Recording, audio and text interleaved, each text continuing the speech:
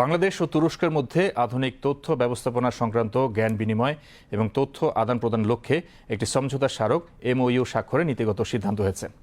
শনিবার ইস্তাম্বুলে চলমান আন্তর্জাতিক স্ট্র্যাটেজিক কমিউনিকেশন সামিট স্ট্র্যাটকমের দ্বিতীয় দিনে তথ্য সম্প্রচারমন্ত্রী জহিরুদ্দিন স্বপন ও তুরস্কের প্রেসিডেন্সিয়াল কমিউনিকেশন ডিরেক্টরেটের পরিচালক প্রফেসর বুরহানুদ্দিন দুরানের মধ্যে দ্বিপাক্ষিক বৈঠকে এই সিদ্ধান্ত হয়। বৈঠকে তুরস্কের বাংলাদেশের রাষ্ট্রদূত এম আমানুল হক উপস্থিত ছিলেন। সমঝোতা চুক্তির আওতায় ভবিষ্যতে বাংলাদেশ টেলিভিশন বিটিভি, বাংলাদেশ বেতার এবং বাংলাদেশ সংবাদ সংস্থা বাসস তুরস্কের সমমানের প্রতিষ্ঠানগুলোর সঙ্গে আধুনিক তথ্য ব্যবস্থাপনা ও কৌশল এবং কারিগরি ও পেশাদারিত্বের মান উন্নয়নে একযোগে কাজ করবে। এর আগে তথ্যমন্ত্রী তুরস্কের পররাষ্ট্রমন্ত্রী হাকান ফিদানের সঙ্গে সৌজন্য সাক্ষাৎ করেন।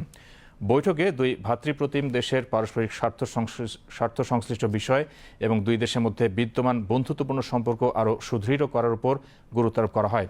পরে তথ্যমন্ত্রী তুরস্কের রাষ্ট্রীয় সংবাদ সংস্থা আনাদোলু নিউজ এজেন্সির শীর্ষ কর্মকর্তাদের সঙ্গেও বৈঠক করেন। বৈঠকে দুই দেশের প্রধান সংবাদ সংস্থাগুলোর মধ্যে সংবাদ আদান প্রদান ও প্রাতিষ্ঠানিক সহযোগিতার বিষয়ে একটি সমঝোতা চুক্তির ব্যাপারে ফলপ্রসূ আলোচনা হয়।